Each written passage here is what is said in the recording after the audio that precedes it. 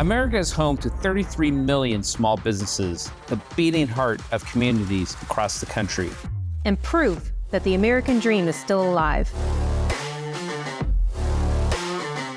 This is a show about those dreamers and doers and the communities they serve. Their real life stories. Their struggles and successes. Their grit, determination, and passion. And the people who fight to keep their American dream alive. I'm Alfredo Ortiz. I'm Elaine Parker. And it's time for another episode of Main Street Matters, America's small business megaphone. Hi, everybody, and welcome to another episode of Main Street Matters, America's small business megaphone.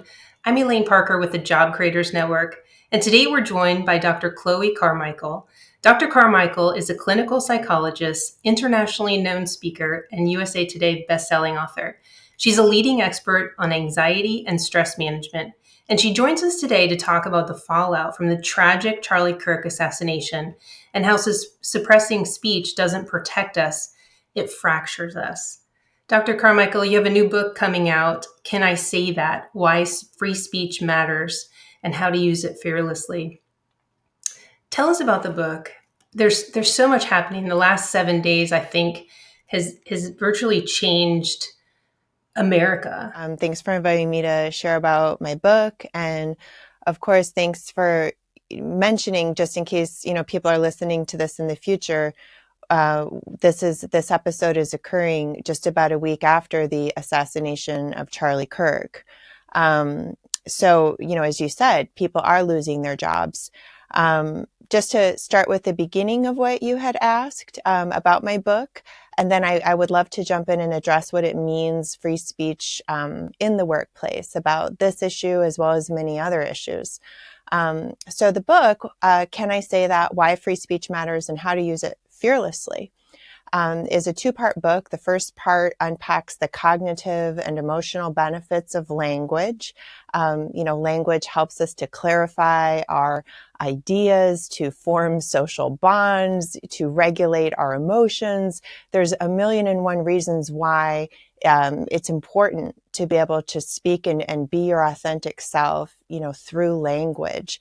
And then part two of the book offers practical tools for speaking up courageously in a variety of settings, as well as for listening respectfully when people are saying things, that you don't like, because both are really important for healthy dialogue.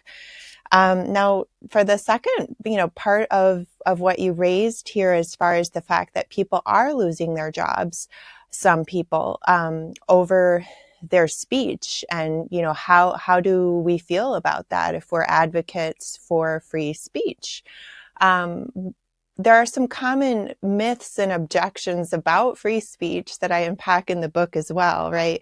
So first of all, it's important to understand nobody is being jailed for their speech, right? So we have a legal right to say what we want, and employers have a legal right to have a character clause in their contracts, for example. So if you're out there literally celebrating political violence, an employer would be, I think, well within their grounds to say we don't really want to be associated, with that. That doesn't mean that you're going to jail for it, that it's a Congress shall make no law abridging the freedom of speech. That doesn't mean employers have to employ anybody who says anything anywhere. Also, I just think that there's a big difference if we look at reasons why people have lobbied for, say, conservatives to lose their jobs in the past, maybe because they voted for Donald Trump or because they said a man cannot become a woman or something like that. That's quite different from advocating for someone to lose their job because they advocate and celebrate political violence. Obviously, one is about an opinion and one is about bodily harm to another human being because of their opinions. So I hope that clarifies, some of the distinctions. And I just want to say also, I'm really glad that corporate America is getting interested in free speech. I've actually given talks, even for a big law firm, about navigating sensitive topics in the workplace, we call it. And, law, as you probably know, the field is, I want to say, probably 75%, liberal leaning. And it's unfortunate that the idea of free speech has somehow become associated with conservatism, because free speech is something that should belong to all of us. But nevertheless, for whatever reason, it's become conservative coded lately. So I was really glad that this law firm and other places have reached out so that I can just normalize and explain again why it's good for everybody if everybody brings their whole brain to work and can speak freely and be themselves. That doesn't mean have no filter, but why it's better for everybody to truly work together as a team. What are some of the what's some of the feedback? You mentioned you work with corporate America and speak before them on issues like this. What is some of the most difficult topics that they're dealing with in the workplace? Well, I think what's difficult for them is that you cannot always just avoid politics, right? So at a law firm in particular, or I'm also giving a talk for Columbia University on this topic very soon. So for law firms and academia, there are certain environments where you really cannot just avoid the topic of politics, because policy changes are happening, academic discussion of, the precepts behind, or, the philosophical meaning of these things, or, what democracy is. All of these things matter and are part of the fabric of what you're discussing every day. So if the administration makes a policy about, say the border, and, somebody thinks it's racist, but they have to discuss that policy, well, they can't really hide their opinion necessarily, because there are underlying assumptions underneath all of those opinions, and those become germane, to policy or academic or, even work related discussions. If any of that material, whether it be about, should we have a transgender bathroom, or there's a new law that says we cannot have a transgender bathroom, people may have feelings about this. And so I think expecting people to not talk about it actually creates problems. One of the things that I say, and Charlie said something similar, is I say that violence increases when dialogue ceases. And so ironically, by people wanting to shut down speech because they think, oh, well, we'll get rid of hate speech and bullying this way.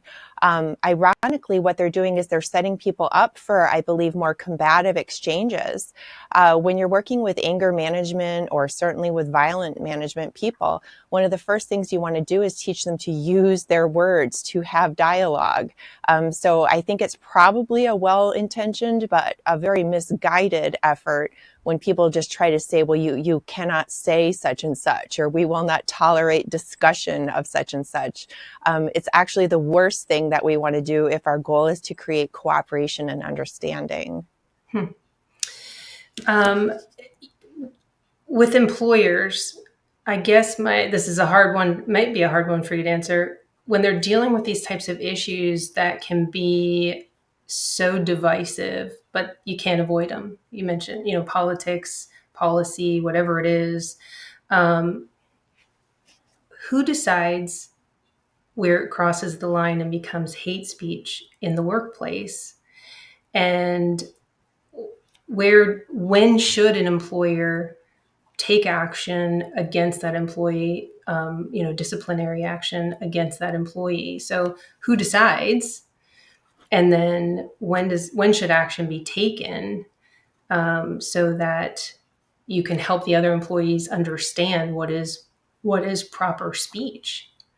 Mm-hmm. Well, it would be interesting to have an employment lawyer on here. I wish that we did. I'll offer you my best ideas, but of course, we want to check with an employment lawyer, and the answer may even vary state by state, right? Well, maybe not when to fire them, but Yeah. who should be the great arbiter of I'll what give you is my hate answer. speech. Yeah, give me your answer In my instead of the world. lawyer. We'll put an asterisk Yeah. next to this one that says she's not a lawyer. Sure. Yeah. So I would say the employer decides, right? So as the business owner, and by the way, I was a 5-year member of the entrepreneurs organization myself. I employed, large teams of people. Well, large to me, 15, before I kind of broke off and started doing my own thing of what I'm doing now.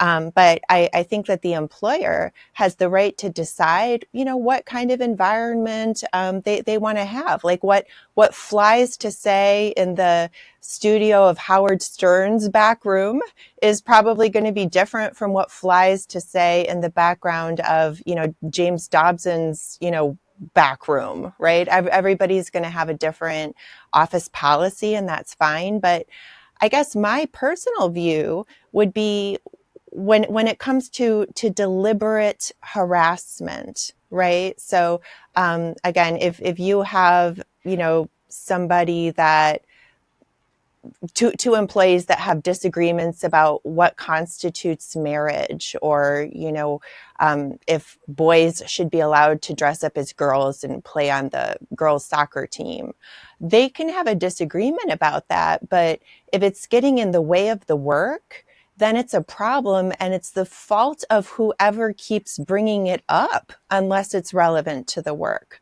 Okay, so I have my own opinion, which is that boys should not be dressing up as girls to be on the soccer team, or the girls soccer team. But if I'm in a workplace situation with somebody who believes differently, and it has nothing to do with our task at hand, it's my fault if I create, a contentious and distracting issue out of it, because I keep bringing it up. Now, on the other hand, there is something I discuss in the book. It's called secondary gains. It's the secondary gains of victimhood. And I do believe that employers have to be careful of that as well. And so what that means with secondary gains of victimhood is the special accommodations or perks that somebody can get through victimhood, to the point where they can become consciously or unconsciously attached and excited, and propagate the victim role. The classic example in a psychology textbook is always, little girl breaks her leg, has a cast, gets excused from gym class, everybody signs the cast, she feels special. Doctor says leg is healed, time for cast to come off. Little girl says, in all honesty, she believes it because she's grown so attached. She insists that the leg is still broken, that the cast must stay on. And she's not even trying to be dishonest. And the point is just to say, it doesn't even mean a person is, quote, bad, but we all have a tendency sometimes to get attached to any special perks that can come through victimhood. And so this workplace bullying thing, I think, has sometimes gotten weaponized to the point where it can, the quote, real bully can be sometimes the person who's perpetually claiming victimhood and thereby charging other people with wrongdoing or trying to control their behavior, when they may not even actually be doing anything aggravating objectively. That's an interesting point. I've talked to people who have said that when they work with people or employ people who they didn't say claim victimhood, but there's a constant feeling of them being offended, I guess is the best, nicest way to put it, but being offended, and I put that in quotes, that it makes people around them kind of suppress their natural way of living. And it makes it an uncomfortable workplace, because when you're concerned about constantly offending that person, you're changing how you react. Now, I'm not saying people should come to work and tell dirty jokes or anything. And that, I mean, I'm talking about, just somebody curbing their natural tendencies on things, on how they would react or act in workplace. And there's a tendency to not want to hire those types of people and have them in the workplace because of how it affects other employees. Yeah, I think when you make people be on eggshells around you, it's bad for any environment, but especially when we think in a workplace context, that's where we want our employees to show up to work as live wires, thinking creatively, speaking openly. A truly safe space is one that can hold and contain and deal with a conflict, right? That's where we need to be able to have some friendly debates and hash out the best ideas. I remember in graduate school in psychology labs, one of the ways that we would really get a good experiment paradigm going is we would bring up our experiment paradigm, make it as best we could, present it to the lab, and it would be the lab's job to tear apart your idea. And the whole point there was it's better if we figure out the holes in advance so that we can fix them, than discover it all later. But you had to have some trust and some buy-in with that. And I do think that there's a fragility that's created by some people. And that's one of the things I want to share in the book too. It's why my hope is that maybe some people just don't realize that by causing other people to feel like they have to have a muzzle on and be in some kind of a verbal straitjacket, that they're actually not being kind and compassionate to those people, that what's hateful and intolerant is actually trying to shut down the open dialogue and freedom of expression that's actually very good and healthy for us. And it's ironic because a lot of times that kind of perpetual victim will weaponize the matter of mental health as well. And that's one of the reasons why my talk and my book really try to explain to people that mental health actually comes from clear, cogent dialogue and genuine social support that happens when we really are ourselves and other people really are being themselves with us. That's actually good for mental health, even if we disagree. And, I explain too, even as a woman, if somebody thinks women aren't as smart as men or whatever, I may disagree with them, but I don't want to shut them down from saying it. Now, obviously, that's not appropriate to say in the workplace. Outright insulting your colleague's intelligence for any reason is not appropriate. But I'm just saying as a general sense that, even I as a woman, I wouldn't try to shut down someone's legal right to express themselves, just anywhere. Again, maybe it's not appropriate in the workplace, but I don't think that means that I have to cut out their tongue, so to speak. Exactly.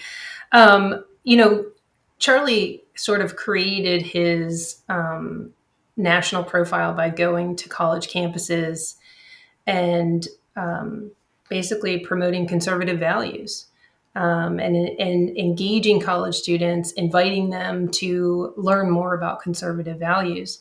He was run off a lot of college campuses. There was violence. There were times where he was canceled. I live right near a university. My son-in-law told me when he was there, Charlie was canceled coming to speak because he believes there's an Antifa cell in this area, and that they were making a lot of threats. I don't know if there is or not, but that is what is so disappointing, is that there's this, if I don't agree with what you're saying, I don't want to hear it. And you wrote an op-ed in this last week since Charlie passed, Charlie Kirk's final warning, don't stop talking. I think he really lived by that, but unfortunately he died by that as well. I've watched a lot of his videos. I met him 12 years ago for the first time. I've worked with him over the years. My founder was a supporter of Turning Point USA. Like I said, I actually love watching his videos of sitting on college campuses, because I do think he was respectful. And I was trying to understand, how do you message these very difficult emotional topics that we don't talk about at Job Creators Network because we're focused on economic policy, but he did. And I think he did it in a respectful way, from the trans issue to abortion to, all of the taboo topics. And I just don't see how what he said was hateful. No, I would certainly agree with you. And I do think there's truly been a great deal of true misinformation about what he actually said. I think one of the biggest lies about what he said is that he said that Black women as a category don't have the brain power to succeed, at the highest levels, which absolutely never said, never said that. As people probably watching this show know, he was literally playing tape of specific examples of particular Black women who themselves were saying on tape that they wouldn't have made it to their positions but for affirmative action. And so he was connecting that to saying this woman doesn't have the power to have achieved this without affirmative action by her own self-report, which is entirely quite different, of course, from, speaking as a category. So I try to have compassion for people that jump to the conclusion that he was this hateful maniac, because I think that they really truly might just be simply misinformed. Now, they have a certain amount of personal responsibility to look it up themselves, before they start posting about it. But I put that aside and try to at least understand where they're coming from. I do think it's important, though, to understand, to your point about the ability to have peaceful dialogue and to come to learning the truth in the first place, that we have to have dialogue. One of the things I discuss in the book, and I might discuss in the article you mentioned, is something called the 5Ds. And again, this is by self-report, that people who are liberal by political identification are statistically more likely, and I put this on drchloe.com/5Ds. I can share a link with your audience later so that they can see the actual research. This is, academic papers by liberals' own self-report, and they would be proud of this, I think. They consider it an act of virtue, that they're statistically more likely than conservatives regarding political differences to disinvite a speaker, to defriend on social media, to distance in real life, to drop contact in real life altogether, or to decline to date. Now, frankly, I can understand decline to date, because I do think if you're going to get married, it's nice to have that values alignment. But otherwise, I think that what that shows is a hostility to dialogue. And I connect that with the recent U.gov poll showing that liberals are between 2 and 8 times more likely, depending on how liberal or how conservative they are, to say it's okay to celebrate political violence, and that it's sometimes okay to be violent in order to achieve a political goal. And that coincides with the whole message of my book, in a sense, which is that violence increases when dialogue ceases. It's not the whole message of the book, obviously, but I think that those statistics show that people who are unable or unwilling to have a dialogue, psychologically, we know suppression and repression, those fester, and then people start acting out in violence. Again, that's whether it be actual violence or just, extreme hostility. That's why psychologists who are working with people that struggle with anger or who are bullies, we try to teach them to learn how to have productive dialogue and how to express themselves constructively. And it really confounds me that message somehow gets lost on some circles, particularly according to those statistics, those circles in the left. Going back to sort of the workplace, what do you think some practical strategies are that leaders and owners of companies can do to set a tone of free expression in the workplace? I don't know if the word's balance, but to understand you have the right to talk about things, but in a respectful way. How do they set that tone for employees so that people aren't walking on eggshells, as you said, or feeling uncomfortable or having the verbal mask on? Yeah. Well, I mean, again, I think it's going to depend on every workplace, but just a few ideas, would be, an employer might say, for example, hey, look, we understand that some people feel one way about abortion. Some people, like, there's a whole list of sensitive topics out there, and the employer could list them all out and say, you know what, none of these topics has anything to do with our workplace goals. And so therefore, you all are welcome to discuss this in your personal time. But we don't want these topics to be discussed at all in the workplace because they're not relevant to our workplace. And we just don't want it to become a distraction. And we want everyone here to accept that there's people who feel both ways about this issue. And if that's a problem for you, then you might want to consider if this is the right place, because we're an open and inclusive work environment. And if that's, not okay, then, understand that you don't have to be here. Now, on the other hand, if discussing those issues is actually going to be part of the fabric of the workplace, it might be helpful to say, hey, we want to recognize that there are people on all sides of these issues. Of course, they should bring in Dr. Chloe Carmichael to come speak about the importance of free speech, to have people understand why that's important. But I think once people understand that there's a cognitive benefit to it, and maybe even go through some role modeling together, role play together of saying, here's the kind of thing that's okay to say, like, well, I disagree on this issue, or I feel differently about that policy. But what's not okay is to say people who believe that way are morons, right? Like that we don't use derisive language about people based on, their opinions or their beliefs. Obviously we don't allow or tolerate any type of violent language. And I would make it very clear as well that what they mean by violent language is language that pertains to the bodily harm of another person. Violent language doesn't mean, disagreeing with another person. They might also encourage employees to say, like, hey, if you find that you're clashing with another employee about any particular subject, the first thing that you both should do is ask yourselves if this has anything to do with the workplace. And if it doesn't, then you're welcome to continue your debate after hours. Otherwise, put it aside. I like that.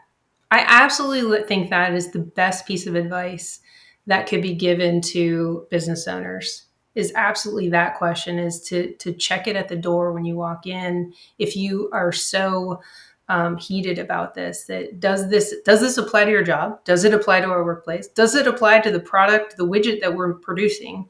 And if all those answers are no, and you just can't get past the disagreement, then check it at the door and talk about it outside of work hours. That's your personal time. Yeah, and I would say the same thing, employers might want to think about political expression as well, whether it be a BLM flag or whatever. I think a lot of places, and I think this is probably a good thing, are going in the direction of saying, the flag that we fly here is the American flag. And other than that, we don't want to get mired in, politics, even though politics are important. And I truly encourage people to get into politics. I think that the healthy function of anger is to stimulate boundary setting behaviors. So if people are angry about issues in politics, they should get involved in the boundaries around those legally, through campaigning and petitioning and, organizing, all those things. But it's really not necessarily the place to do it in the workplace. It's a different setting with a different goal. Do you think there's any connection about the fear of speaking freely, any connection between that and the Great Resignation or challenges in just talent retention in general? Do you think there's any connection there?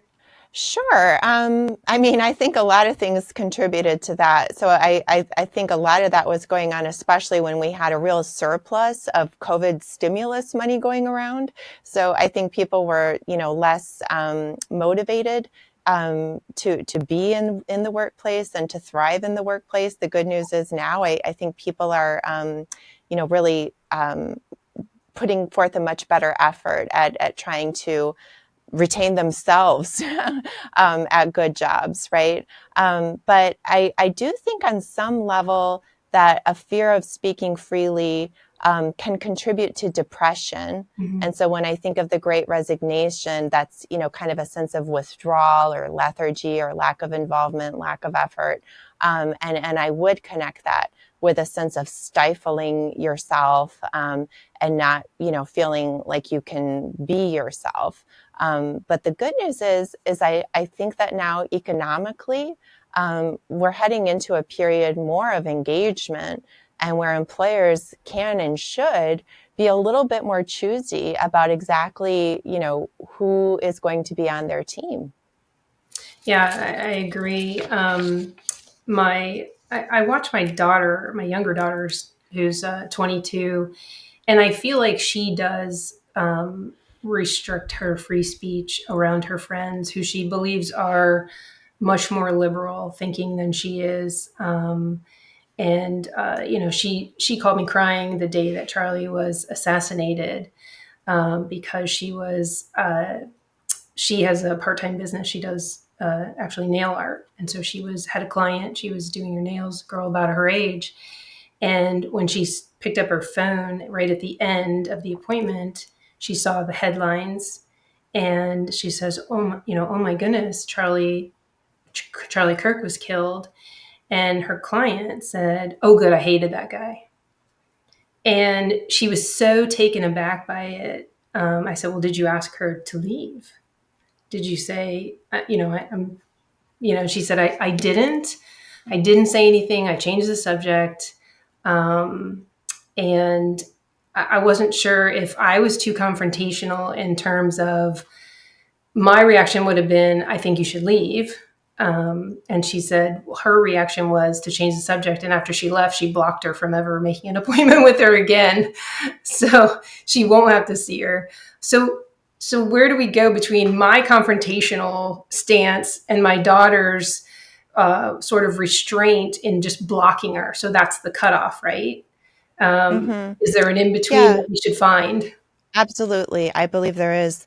There's also some variation there in the examples that you gave. So if she has friends that it doesn't feel like she's using her free speech with because she believes that they're so liberal that they would be intolerant of her, I would say she needs to, give them a chance, right? We often turn to passive aggression when we don't feel comfortable confronting a problem directly. And it is actually passive aggressive to just, keep your views to yourself, but silently also hold someone else responsible for having rejected you before you even actually went forward and gave them the chance, right? So I would encourage her amongst her friends to test the waters a little bit, and she can do what we call narrating your experience in psychology, meaning she can set it up and explain it to them and say, hey, guess what? It's my fault, but I've been holding back from you. I've been holding things inside because I've assumed that you'll judge me or jump to conclusions, and I want to change that. So I'm going to share some things with you that may surprise you, and I'm hopeful that we can talk through our disagreements about them. Would that be okay with you? And then, see how the friend responds to that. And if the friend is truly intolerant, I would say it's probably time to stop, pouring yourself into a friendship with someone where you can't even be yourself, right? Now, in the workplace, again, it's an interesting situation. But as far as the space between you have to leave versus smile and nod, I think that a really good place in the middle is tell me why. Because again, I think a lot of these people are truly misinformed. So if somebody says, well, I hated that guy, I think a perfectly valid response is really, tell me why. And odds are that, especially we're talking about Charlie Kirk, they're gonna say something that is completely inaccurate. And then, you can say, well, I hear what you're saying and repeat it back to them. In psychology, we call it reflective listening. It shares with a person that you're being respectful, you're truly listening to them, and you've truly understood them. And it sometimes can stimulate in them a sense of reciprocity that they're willing then to listen to you. So you can say, I hear you saying you think that he was a bigot who hated gay people and that he was racist. I actually I'm rather familiar with his work, and I think that those are some misconceptions about him. Would you like, me to share with you some clips or to explain why that is?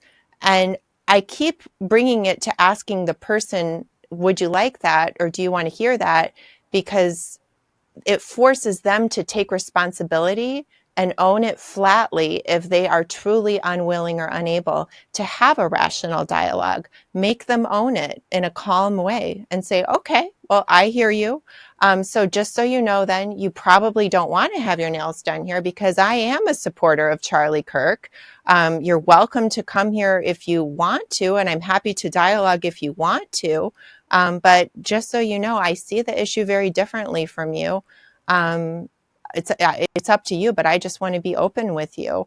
Um, and that's one approach. Or, you could say, well, just so you know, I am a supporter of Charlie Kirk. I'm happy to have dialogue with people who disagree with me, but I'm not willing to tolerate people just coming in here trashing him and being unwilling to hear any other side of it. It's a personal issue of mine, but this is my business, and that's just how I feel here,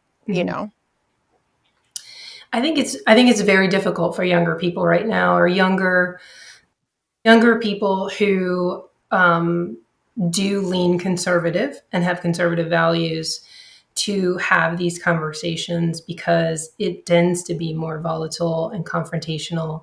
And so I do tend to see a lot of those younger people just stay quiet, and not share their opinions, unless they've been part of Turning Point USA, because I think those are some of the tools that Turning Point was teaching younger people, was how to have that dialogue regularly. But I think that younger conservatives feel less and less outnumbered in terms of their opinions. And what is the saying? There is strength in numbers. Absolutely. Absolutely. And I just want to say, I don't want to put that in the past tense. You said that's one of the things Turning Point was teaching people.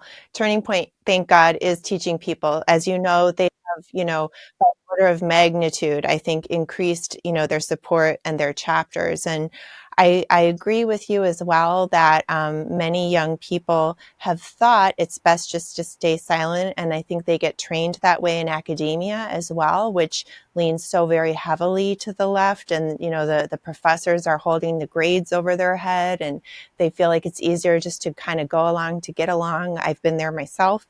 But that's, again, why one of the things I share in the book is about, you might think it's not costing you anything, but in fact, it actually, I believe, is not good for your mental health or your cognitive processes or your emotional regulation or your social relationships, which are essential to social support, to hide yourself too much. Again, we're not talking about having no filter, but there is a point where when you're truly hiding your values from people, it starts to take a toll, I think, on your self-esteem and your stress and all kinds of other issues.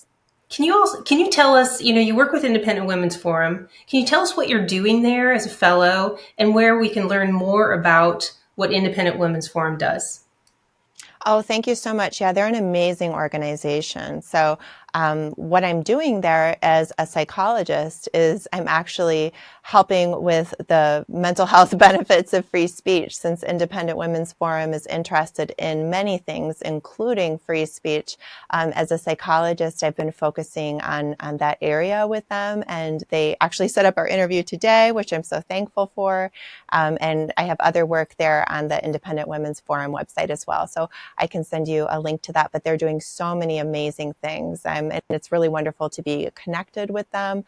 Again, when we think about being ourselves with people and just the growth that happens when we put our voices together and we don't censor ourselves, Independent Women's Forum is a great example of that. Well, Dr. Chloe, I'm so glad that you had an opportunity to come on and talk to us. I think the timing is perfect. I think the timing of your book is going to be perfect. Can I say that? Why Free Speech Matters and How to Use It Fearlessly. I love that title. How can people go and learn more about you and your book? Give us some information. Yeah, thank you so much. They can go to freespeechtoday.com, super easy, freespeechtoday.com, to learn more. And, young people, especially, you mentioned it sounds like two at least wonderful children that you have. I am especially open to doing free talks online, virtually, book clubs, whatever, for young groups that don't necessarily have funds. I want to give them smart and sensitive ways to answer back if somebody tries to tell them that they need to shut up because of hate speech and bullying, right? That in fact, that's the hateful and bullying thing to do is to try to silence people. But again, as well, with workplaces, I want to let workplaces know, and I'm so glad that they're receptive to this, that truly safe spaces and productive spaces are ones where people can bring their whole brain to work and not be afraid to have disagreements. I think that creates a healthier, stronger workplace. So thanks again for having me. I really enjoyed it. Well, I love your message. I love what you're talking about with people and helping to educate them on this issue and helping people to continue talking because, as you said in your op-ed, don't stop talking. So I appreciate your time. Dr. Carmichael, thank you so much for joining us today on Main Street Matters, America's Small Business Megaphone. Thank you all for taking the time to tune in. Main Street Matters is part of the Salem Podcast Network. New episodes debut every Wednesday and Friday. You can subscribe to the show at salempodcastnetwork.com or wherever you get your podcasts from, and we'll be back soon with another episode. Bye for now.